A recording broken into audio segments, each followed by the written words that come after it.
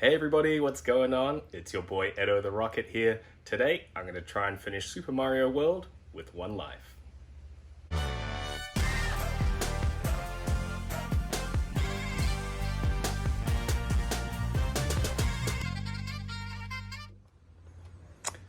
Super Mario World is the first game I ever owned, and I got it all the way back in 1992.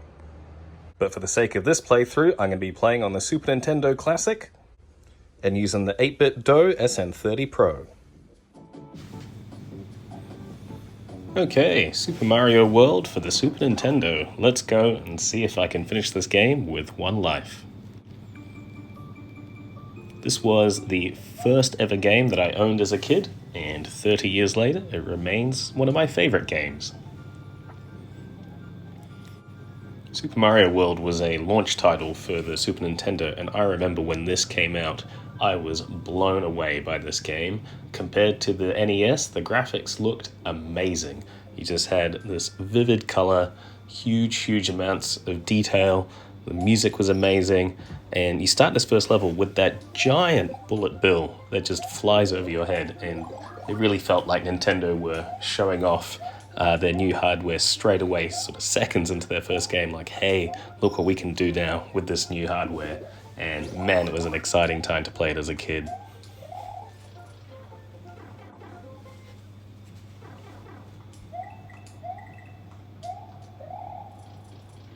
I sometimes wonder with Super Mario Odyssey, which came out a few years back, that opening level also has a T-Rex, and I've often wondered whether it was a callback to Super Mario World.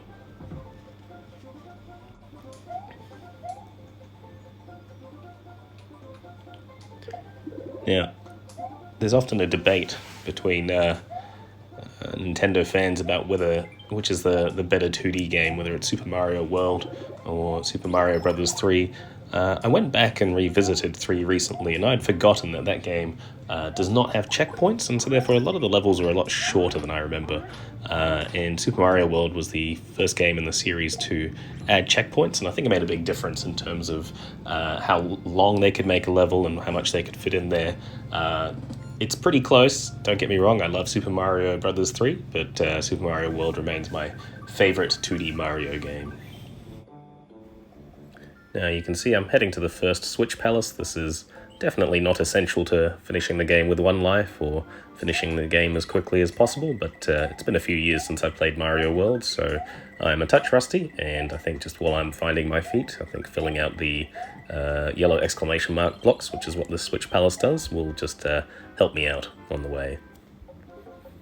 My planned route to Bowser's Palace is to get to World 2, and then from there there's a couple of hidden exits in some of the levels, and that should take me to Star Road, and then that's my path. So it's a pretty well-known method for anyone that's played a bunch of Mario World, and that's what I'm going to be doing as well. Okay, and now it's time to go to the level where we get introduced to Yoshi for the first time.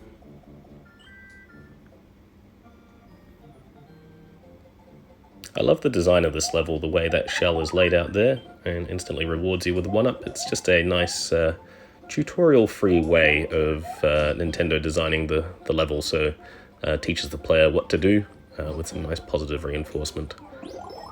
That's just good game design. Anyway, here's Yoshi. Oh, and there goes Yoshi. Off to a good start.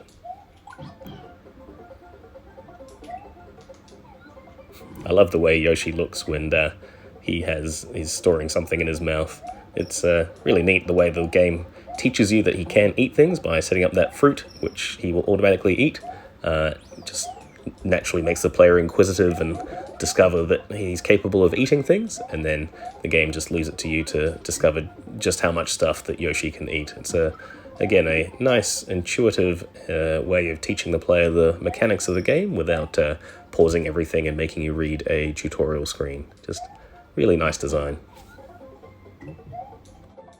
Now, I couldn't tell you what I had for dinner on Tuesday night, but the secrets of Super Mario World just remain ingrained in my brain for some reason, so I know that third question mark has a 1-up, and a lot of the other secret pipes and exits of this game are just permanently etched into my brain. Oops. Just making hard work of that charge and chuck there. And I've completely whiffed the goal at the end. This definitely bodes well for me being able to finish this game with a single life.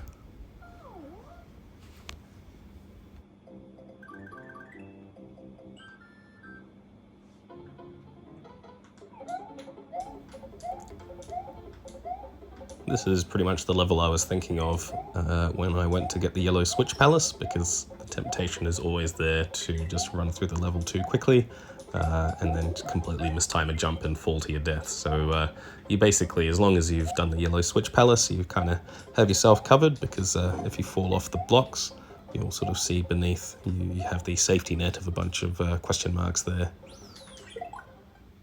Oops.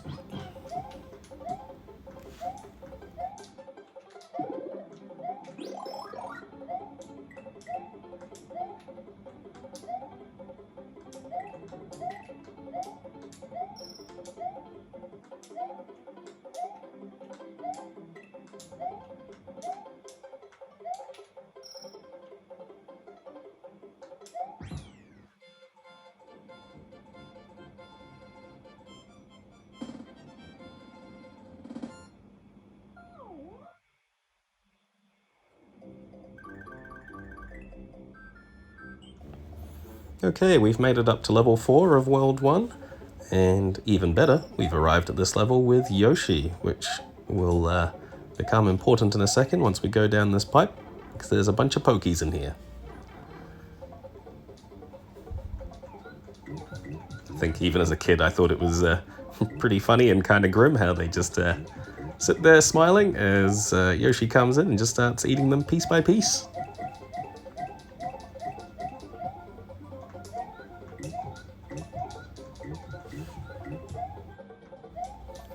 Yoshi is such a fun character to play with in Super Mario World, and it kills me that in all the subsequent games that he's appeared in, he is stage specific, so once you finish the level, you actually have to part ways with them.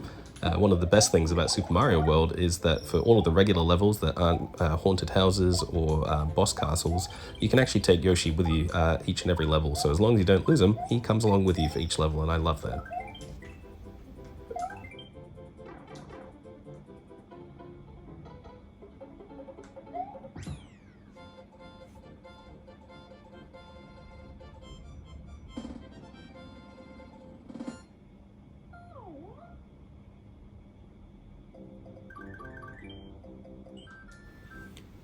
Super Mario World was the first game that introduced Bowser's kids, and we are starting off with Iggy's castle here. I really like the look and feel of the castle stages themselves. I think this one is got a couple of nice little visual tricks with the netting. If there's one weakness I would say that Super Mario World has as a game, is that the actual boss fights themselves are not especially interesting. They all sort of work to the same template of just you just need to bop the boss on the head 3 times. It never really deviates from that, other than the fight with Bowser himself. But this castle is cool, and again, just seeing those huge pillars come down from the ceiling there. Again, that's sprite work of a size and scale that you just never would have seen on the NES back in the day. So for any kid that was playing a Super Nintendo for the first time, it was just visually, it was just something really exciting and something we hadn't seen before. And here we go, Iggy. If I don't stuff this up, it should pretty much be a fight that's over in just a couple of seconds. There we go.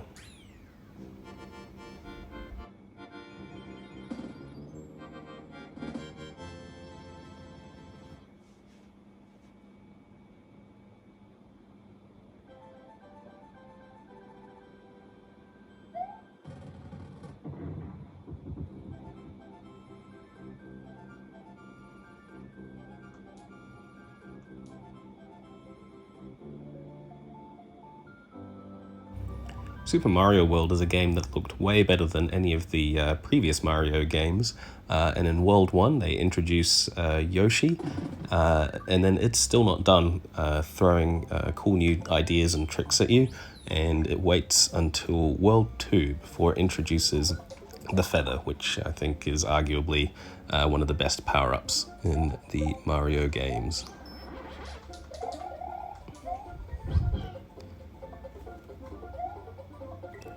One of the reasons I think Super Mario World is one of my favorite games is that the games that I played as a kid in the 80s very much had the design philosophies of the arcade games of that era. So they were generally very punitive in their game design.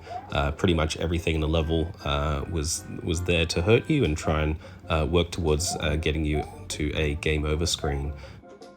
Super Mario World, on the other hand, I think the central design philosophy of the game is just about having fun and letting the player have fun. It's a game that is not at all afraid of the player becoming overpowered by having the feather. Mario's flying ability, when he has it, you can fly over entire levels, and the game is totally fine with you doing that. And it's the same with when you have Yoshi.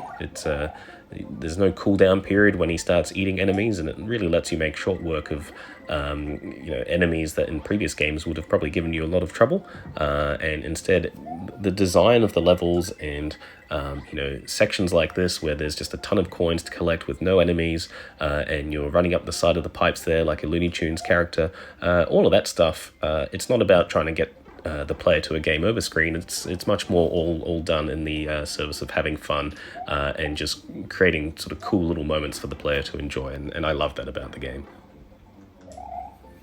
Whoops, I've gone back down the same pipe there. I, for some reason, thought I would be able to go back and get Yoshi, but looks like he's gone, so I'll just quickly whip through this and keep on going.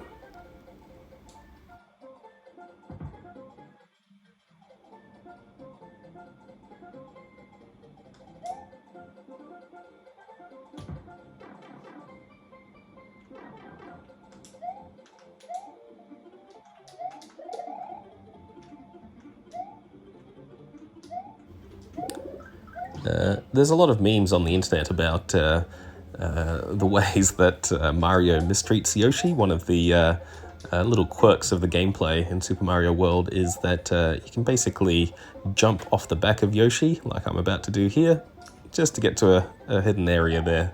Poor Yoshi sort of plummets to his demise, but the sacrifice is all for a good cause, and that's the first of the secret exits that I've done. I think it's going to be about the first of 7 I'm going to need to do, and here we are.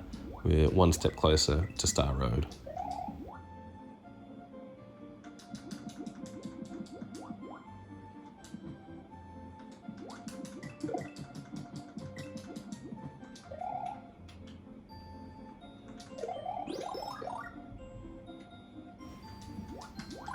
Mario World doesn't have the best underwater levels on the Super Nintendo. That honor clearly goes to Donkey Kong Country. But I do appreciate that it controls a lot differently to how underwater levels did previously in Super Mario Bros. 1 to 3. I always found the underwater segments a real pain in the butt on those systems, and appreciate that it's a lot easier on Super Mario World.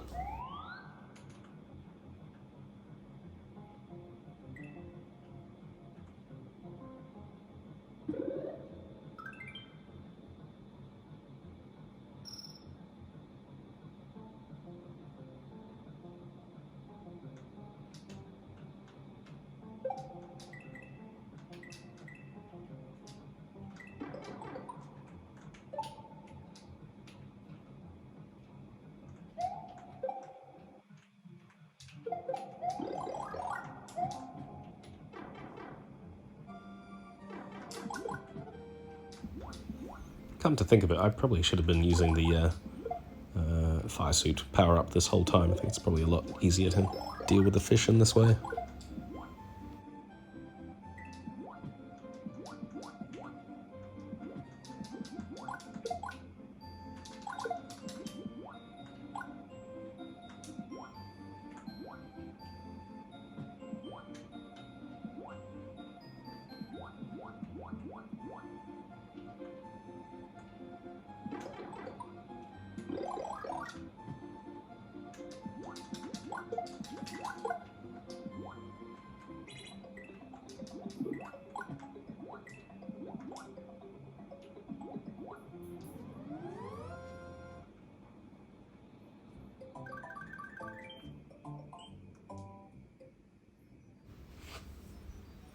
And on we go to our first ghost house in the game.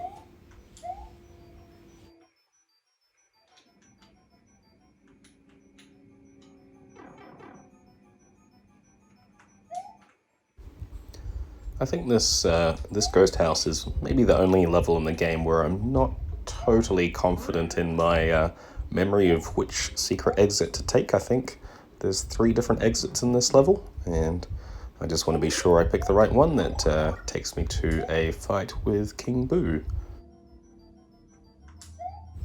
Incidentally, I think the Boo boss is the only non-Bowser, non-Koopa Kids boss level in the game, although in practice it's very much the same as those other battles where you just bop the dude on the head 3 times and you're on your way. Let's see if I've picked the right door here.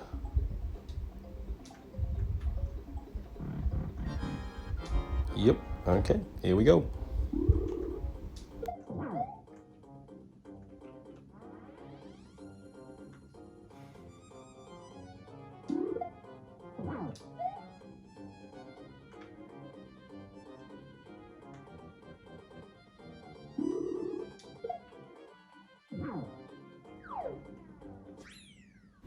It's hard to put into words what it felt like as a kid when you played through all 8 worlds of Super Mario World, already thought it was amazing, thought you'd seen everything there was to see, only to then discover Star Road, which was a hidden world that was full of amazing new features like Yoshis that were of a different color that each had a different ability, and baby Yoshis as well. And every level in Star Road had a hidden exit, like the one I'm about to go for in this first level. And if you made it all the way around Star Road, the final star would teleport you to a second hidden world called Special World. The inclusion of these 2 hidden worlds in the game really blew my mind as a kid, made it feel like anything was possible, and cemented the game as one of my all-time favorites to this day.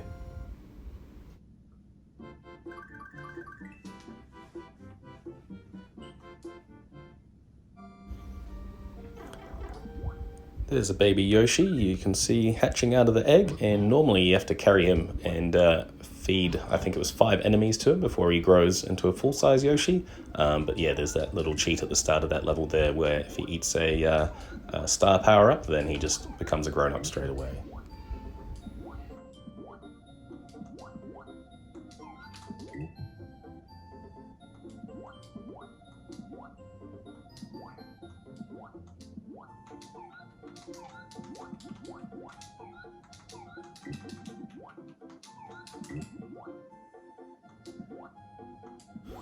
Now, I'm actually going to need a feather power-up to successfully access the hidden key in the level after this one, so I might just backtrack 1 level and just go and get that feather power-up so I'm ready for that one.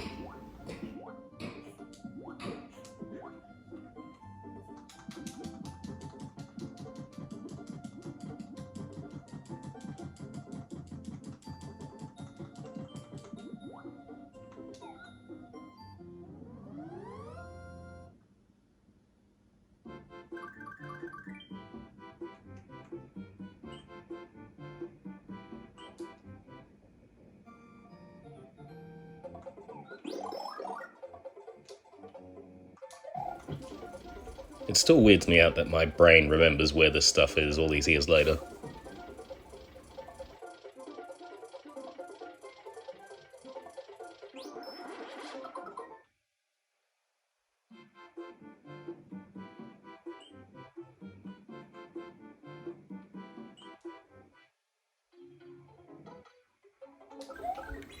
I fully expect to take like 3 or 4 goes trying to fly up this narrow gap up here. Oh, got it in 1. All right.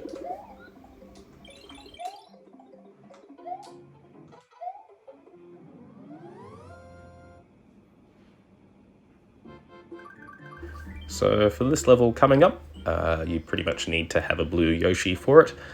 His special ability is that when he eats any kind of Koopa, he gains wings and can fly for a short period of time, which comes in super handy for making it to the exit for this level.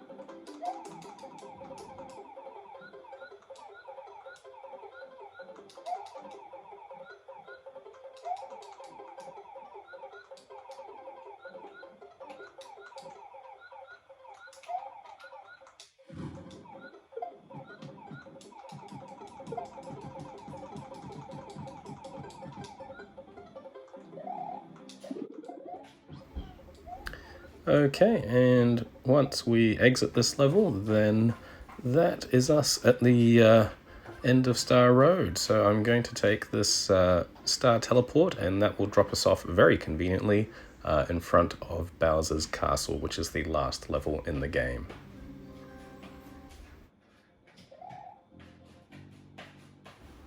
One of the neat things about Bowser's Castle is that it's divided up into 8 different doorways, of which you have to tackle 2 of them. So this is one of those rare examples of open-ended gameplay from the early 90s. I myself, of course, will be choosing 2 of the easiest doors that I can find, starting with this stage, which is revisiting the net motif from Iggy's Castle back in World 1. Super duper easy. And then the second doorway is door number 5 that I'm going to choose. This is the shortest one. It is a risk with sudden death, though. That's the only thing. I just have to get this timing perfect. Go! Yeah! Okay. I probably cut that a bit closer than I would have liked. And then here we are, the final stretch before Bowser himself. And even at this late stage, we're introducing new enemies. First of all, we got these ninjas doing jumping jacks. And then we've got the Mecha Koopas. And in a little bit of foreshadowing of how to beat the final boss, we'll notice that when we bop them on the head, instead of dying, they just go to sleep, but then they can be carried and tossed, so you can actually hit your opponents with them, which is, of course, how you defeat Bowser and the final boss. Here we go, right through this door.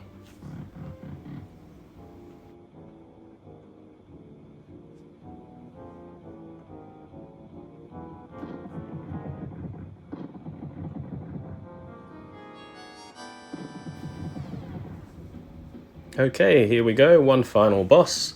Don't mean to jinx it, but I think this is a fairly straightforward encounter, so at this stage I'm pretty happy. I think I will be able to finish Super Mario World with 1 life, exactly as intended.